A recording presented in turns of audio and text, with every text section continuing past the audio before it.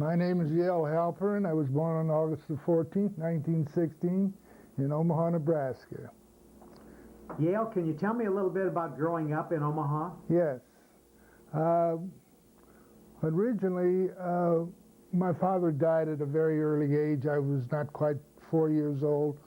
And he left my mother, Fanny Halperin at that time, with 4 children under 7 years of age.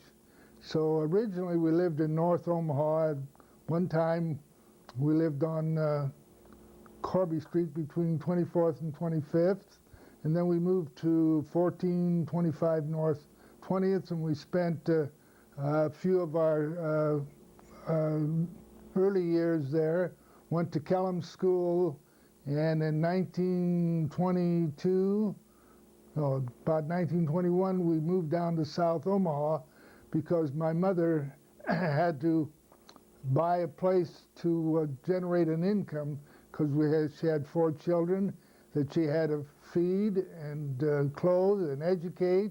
So bought this large rooming house down in South Omaha, and she rented it out to men who worked in the stockyards and the packing houses, for light housekeeping rooms, and we lived in quarters in the back. And in the front was rented out by a plumber by the name of Joe Levinsky. It was the Eagle Plumbing Company, and went to South Central grade school there. I graduated there in 1930. We were the last class out of that school, but during that time they were closing down some of the public school systems because there wasn't enough money to keep all of the schools going and properly staff them. Went to South High School and graduated there in 1933. And then in the meantime, I would do some work after schools and stuff like that to generate income. I couldn't go to college because, first of all, there was no money to go to college. Did have my brother Max, may rest in peace. He's the one that went to college because he had a strong desire to go. My sister Sophie and my sister Ethel Alashom, neither one of them went to college, but for some unknown reason, I guess we must have inherited our mother's genes. She was a very bright lady, very hardworking. She came from Poland. She was 18 years old when she came over here and met our father, may rest in peace. And he was about 10 years older than she was.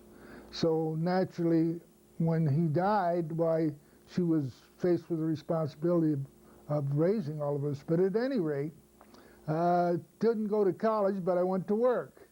And initially, I had a kind of a part-time job with an organization called the South Omaha Merchants Association, which was located in South Omaha, in the old City Hall there on 25th and O Street.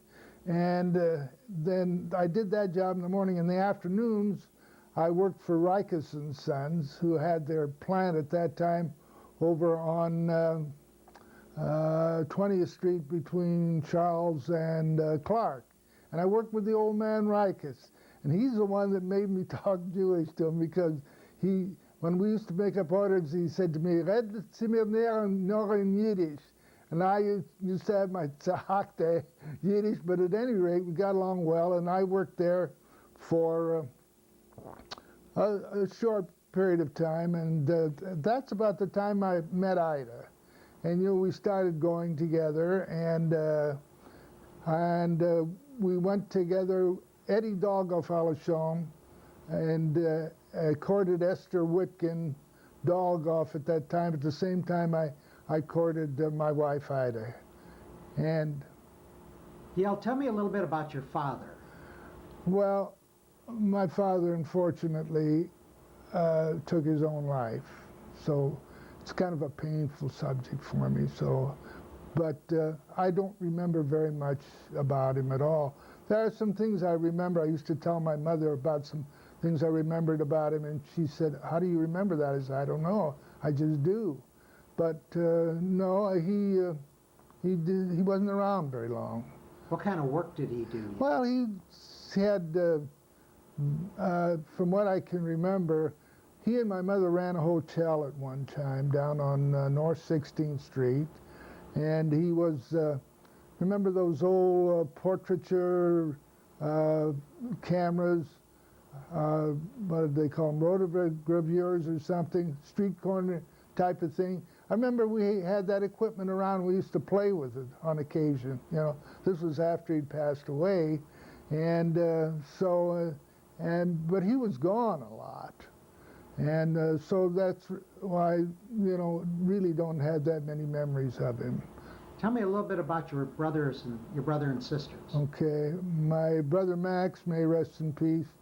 He went to South High School, and then he got a Regent scholarship to Nebraska. He went there 1 year, and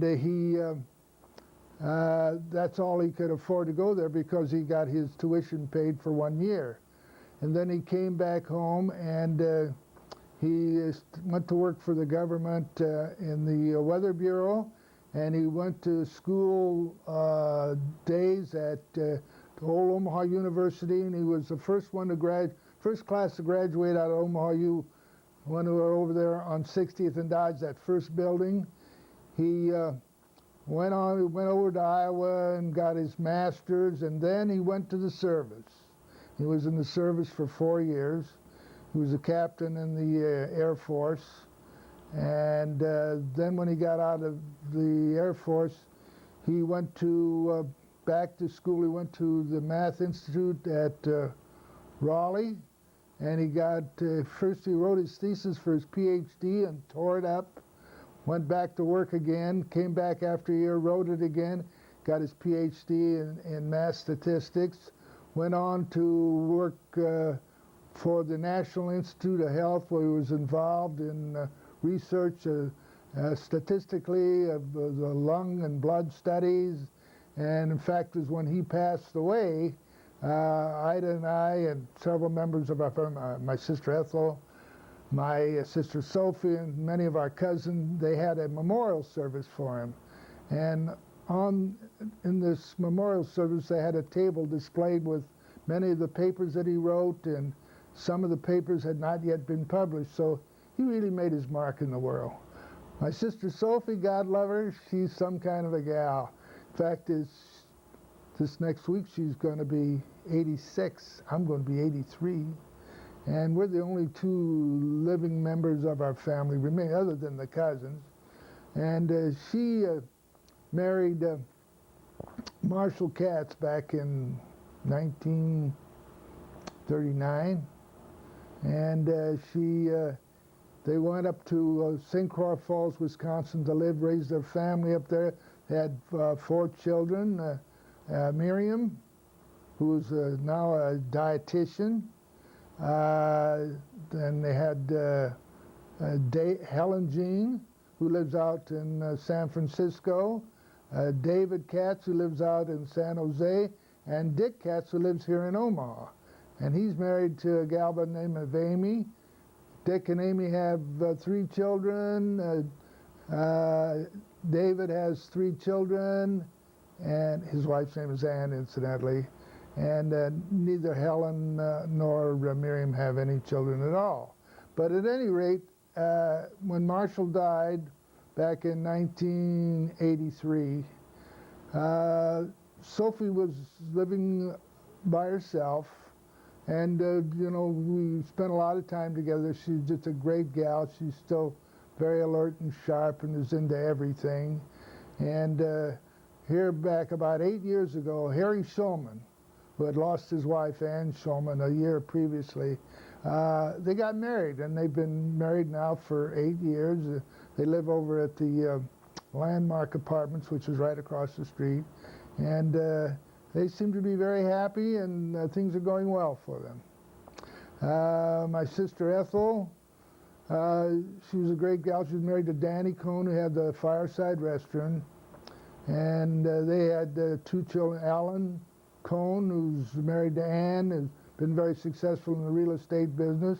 And Judy, who's not married, and she's been kind of going around the country doing her own thing. And my brother Max, of course, was married to a gal by the name of Mary Ann, and they had one daughter, Martha. And Martha's going to be here the week of August 20th just to come by to see the family. Can you tell me a little bit about growing up in Omaha? Well, I tell you, there are a lot of fond memories. You know, sometimes it wasn't easy, but up in North Omaha, you know, the kids we played with, and I can't remember all of their names now because it's been a long time ago. But when we moved down to South Omaha, just like the north side, it was kind of like a ghetto. There were a lot of Jewish families that lived down there, and we, you know, made friends with all of Schlafer's Meat Market was just about a block away from us, and there was Bronstein's Grocery, and there was Alex's Clothing Store, and there were, you know, all those merchants were within a matter of maybe 5-6 blocks. But I became very friendly with the Schlafer family, so as did most of our family.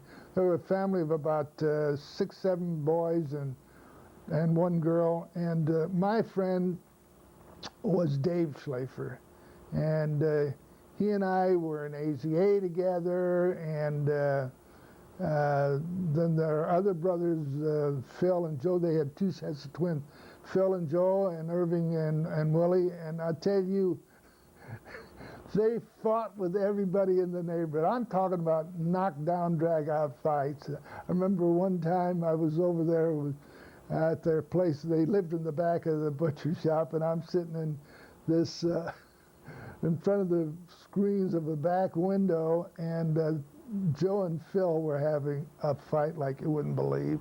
I mean, I've never seen anything like that. And they ran outside, and all of a sudden, one of Dave says, "Yale, duck," and one of the twins had thrown a brick through the window, and I just ducked. Time otherwise would have hit me. But they were, you know, they were really quite a family. Most of them are gone today, unfortunately. And then, of course, my cousin Alex.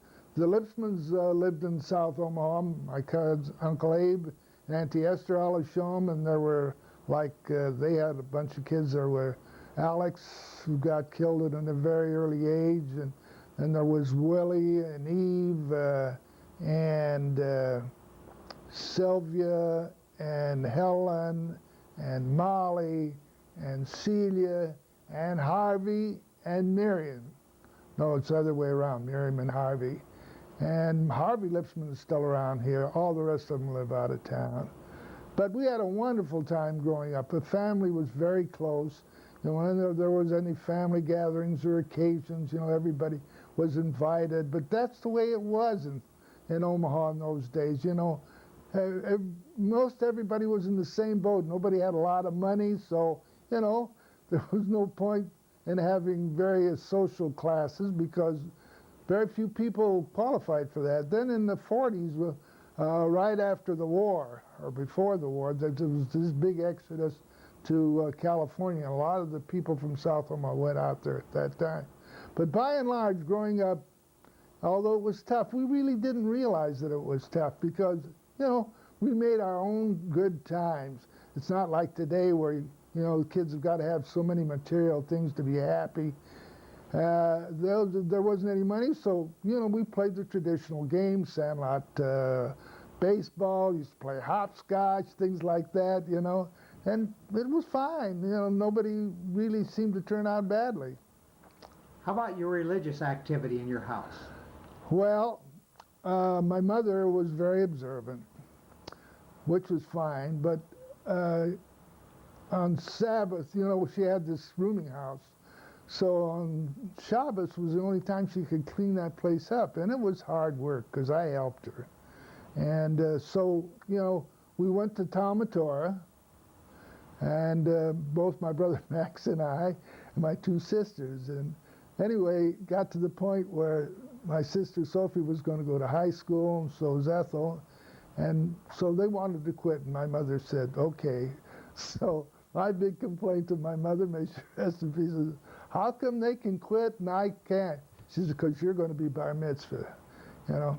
And so, I was bar mitzvah. In fact, I think I was the first one to be bar mitzvah from that shul the new shul on 25th and J Street at that time. Because it was bar mitzvah in 1929. That's right, 1929. The old shul had a fire. They tore it down. They built this new shul. So I was the first one to have a bar mitzvah there. And my Malamed was Harry Mendelson. And he was good. He really was. And so I had my bar mitzvah there. And I remember, today when I have a bar about mitzvah, my God, it's like a wedding.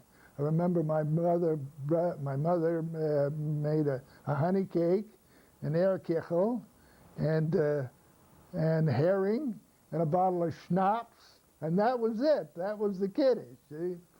But growing up over the years, I've been observant, but actually, as far as going to synagogue, I would probably go maybe 3 times a year, the traditional type. And I'd go for when it was time to say Kaddish and things like that. But when my mother was out at the not the Rose Blumkin home, but the Philip Scher home, and she went out there, and I would go out there on Shabbos, so she'd go into the service, and just to spend some time with her. And then when she died, I kept on going to the Philip Scher home just to say Kaddish, and Dr. Yeager encouraged me to lead the services. I gave him the usual reason I can't do it. He says, you'll be fine. So I got up there, and it took me a little while, but I finally got to the point where I could lead it pretty proficiently. I thoroughly enjoyed it, and that's when I think I became more observant. And in fact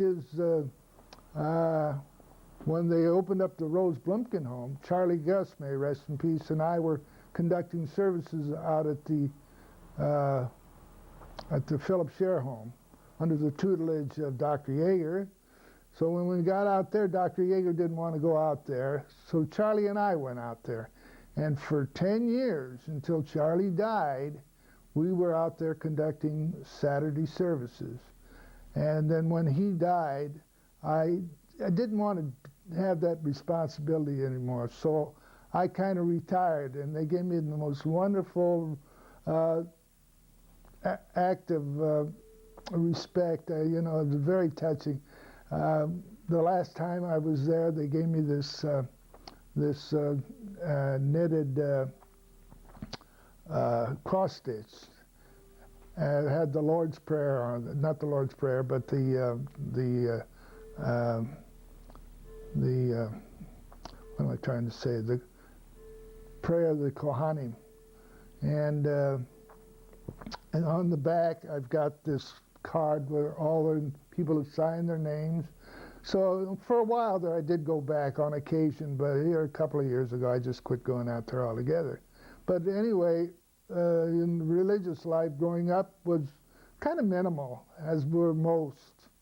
But in my older years, I've really become pretty observant, and I've enjoyed it. Let's go back and talk a little bit about your meeting Ida. Okay. I'd like to leave that for, but anyway, we had an organization in South Omaha called Fraternity. It was a combination of sorority and fraternity, and I was the president. So at that time, a lot of the kids from North Omaha were coming down to South Omaha. And Ida came to this meeting, and we usually got a pretty large attendance. And why did the girls come? Because the boys were there, And so anyway, I was trying to bring this meeting to order, and Ida was talking, and she was very outgoing and gregarious. She had a lot of friends, so she knew probably most of the people that were at that meeting. And finally, I said, if that new girl will quiet down, we'll bring this meeting to order. Well, that didn't get me off on the right foot, I have to tell you. But at any rate, during the meeting, she came up and she played the piano, and she looked cute, and but I didn't give it much thought. Anyway, after the meeting, One time we were having a party over at some gal's house. Name escapes me at the moment. But there was going to be an AZA dance, and Max Marcus was there. And I said, I don't know who to take. He says, take that little Epstein girl. Well, okay. So I called her up, and she went. She went out with me, went to this dance. We had a great time. And then when I took her home, I guess I started getting a little fresh for her. So she slapped my face. You know, I don't know if that did it or not, but at any rate, you know, we started dating quite steadily. And you know, we would manage to see each other a couple of times a week. There was no cars at that time, at least there were cars, I didn't own one. So it was a matter of taking a streetcar from South Omaha to North Omaha. And on Wednesdays, I would see her. Saturdays, she and I and Eddie and Esther Dolgoff would go to the Ritz Theater on North 24th Street and share a box of popcorn, and that was our good time. So on occasion, you know, we'd go out and things like that. Well, that went on for about, she was, she was 16 when I took her to her last 3 years of high school. And she went to Central High, graduated from there. So then I had a chance to go to work in Washington, D.C., the government printing office there. So I took it. And I was out there for about 20 months, and I really missed her. She wanted me to, come back, get married, and move out there. I said, it's not going to work.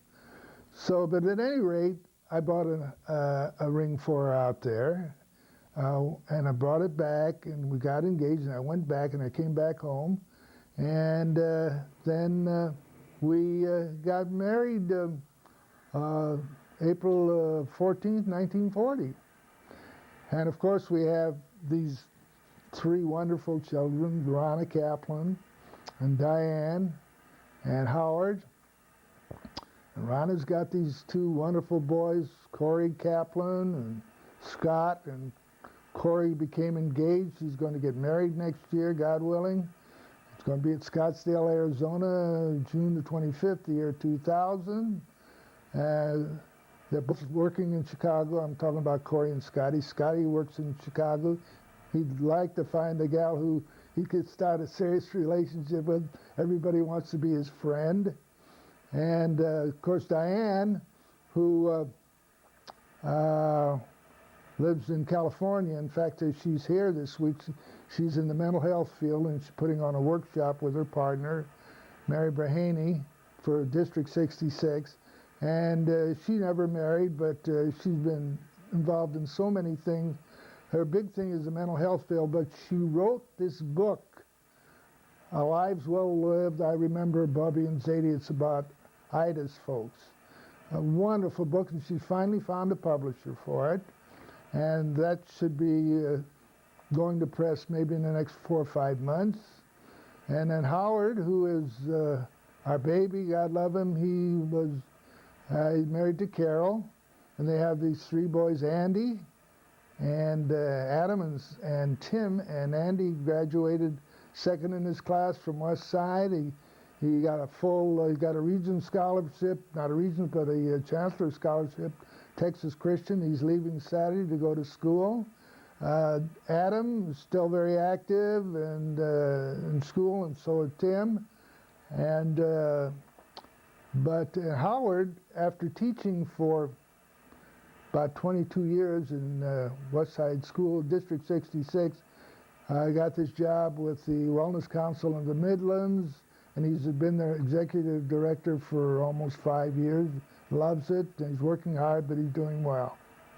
Tell me some of the things that you've done in your life as far as organizations. Hey, boy. Well, early on, there was an independent workmen's loan association in South Omaha, which wasn't a free loan society, but it was a loan society for Jewish people. And they loaned out money, but you had to buy shares. and each chair cost $25. And you could borrow up to $100, and they'd pay it back. They'd have meetings every week, or maybe once a month, and people would come back, make a payment on the loan they made. I know my mother, may she rest in peace, used to borrow money for them to buy coal for heating purposes. We had a big boiler in this rooming house, so she'd buy, beginning of the season, she'd borrow enough money to buy whatever coal she needed, then she'd pay it back in the off season. And a lot of people had their humble beginnings started with that Louis Paperny from Louis Market. Got his start by borrowing money from the Independent Workmen's Loan. Went on for years. Was quite an organization. I held every chair from the president down to the secretary and treasurer. In fact, I finally was, it's like everything else, there was no need for that organization after a while. So I helped dissolve that organization.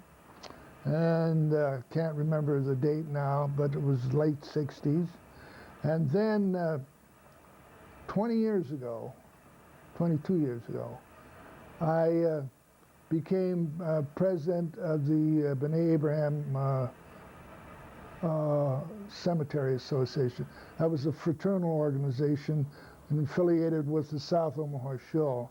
And it was a very active thing. This is one of those organizations where for a certain amount of money you reserved a plot for yourself and reserved a plot for a spouse if you had one. So when I was initially indoctrinated into that organization, they had a big rigmarole. You had to be accepted. If you were blackballed for whatever reason, you couldn't get it. Anyway, I got accepted. And I was very young then, and I thought, who needs this? Didn't think I was ever going to die. And so I dropped out for a while. But finally, Louis Canner and I were good friends. And he took us, Ida and I, out to dinner one time. And he says, Yale, he says, why don't you get active in that B'nai Abraham Cemetery Lodge? Because they had some money because of the sale of the shoal. And he says, somebody might come along and, sweet talk him out of the money. I said, I don't think it's going to happen. He says, I think you really ought to get involved. So I did. Attended a meeting. And at that time, Max Sachs was quite ill, and they wanted him to take another year of office. And he said, no, he didn't think so. Finally, he said, I'll take it only one condition. He says, if Yale Halperin, he says, will become the vice president, I'll take it. Well, unfortunately, he passed away, so I took over. It was one of those jobs you're in there for life, Oh, God forbid you get out of it is die. But I headed that organization for 20 years, and this is where we take care of the cemetery, and sell plots and things like that. It was quite an experience. But there again, like everything else, I got to the point where, there weren't too many plots left to sell. And we had a board and officers that met every year. At one time, Bennett Fishbane was the secretary, and Dave Bieber, Leo Camisar, my father-in-law, Sam Epstein. Alva Schoen was on the board, my Uncle Morris Epstein, my Uncle Reuben Epstein, Ben Gorelick. I can't remember all the old-timers, but at any rate, I was concerned about the fact that if something were to happen to me, who's going to take over? Because we had a irrevocable cemetery trust fund set up, and we had quite a bit of money in there for the specific use to take perpetual care of the graves. So I was concerned about if something were to happen to me, who's going to take over, what's going to happen to the money. So here about, in fact, it was a year ago this month,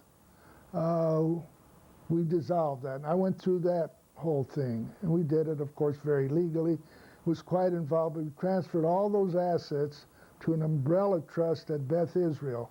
So now they take care of everything. I don't have to be concerned about the money or the investment, not that I ever was as far as investment policy was concerned. So I helped to dissolve that. Then, of course, I've been in the Jewish War Vets.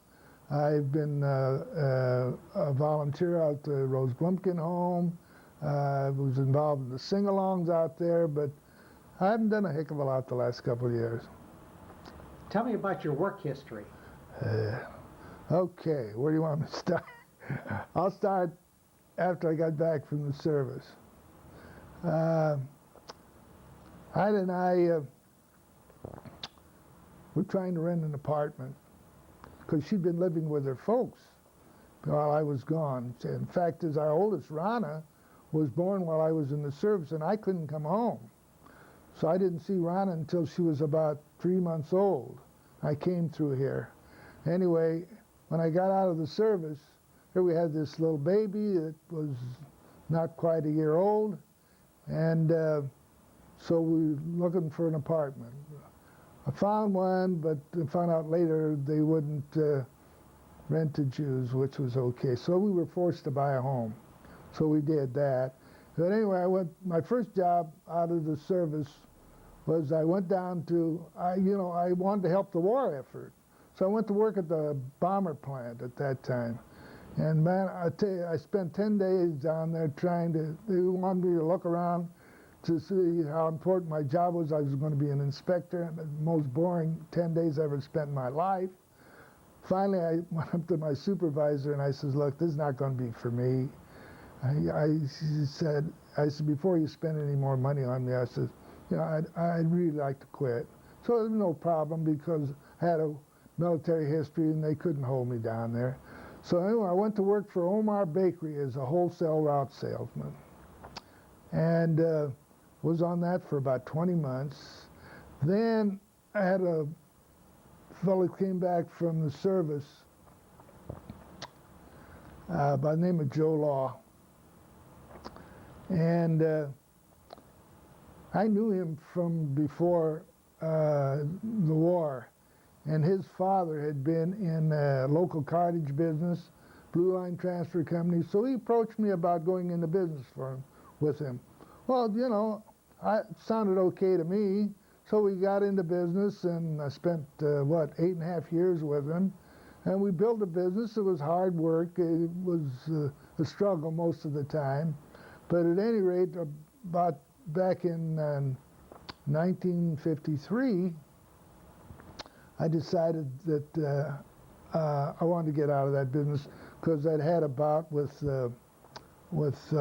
cancer of the thyroid, and I just thought maybe I better get into something a little less stressful.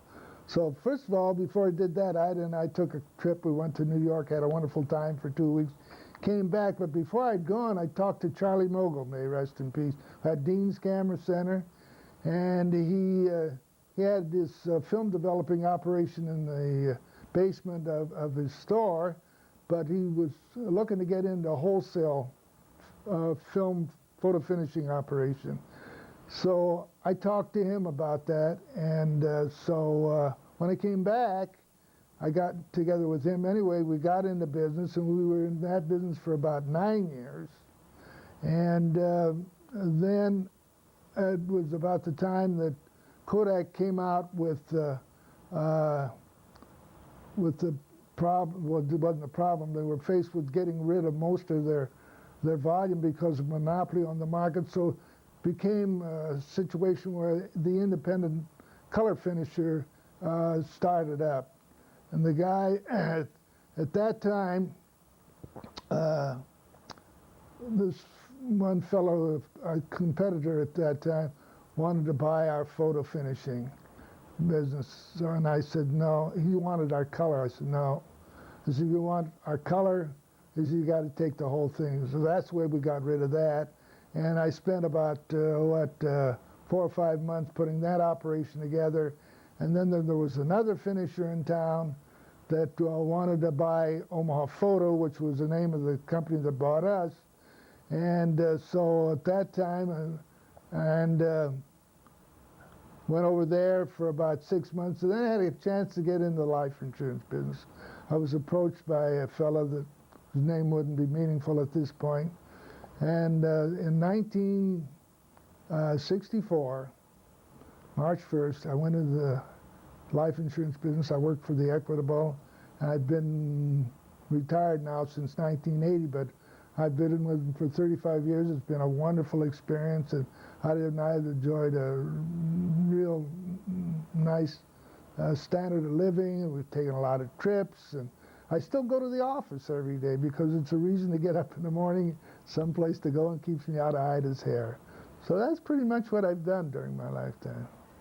If you could sum up your lifetime, what would you say? What would I say? It's really been a wonderful life. It really has. You know, we're no different than anybody else. We've had our happy times, and thank God our happy times have outnumbered the sad times. And but I think if I had it to do all over again, I would probably do it the same way.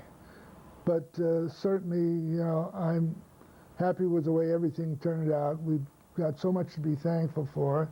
That's one of the things I do. I thank the dear Lord every day. He lets me get up for giving me another day together with Ida, and I pray that there will be many more of them. Thank you very much. You're welcome.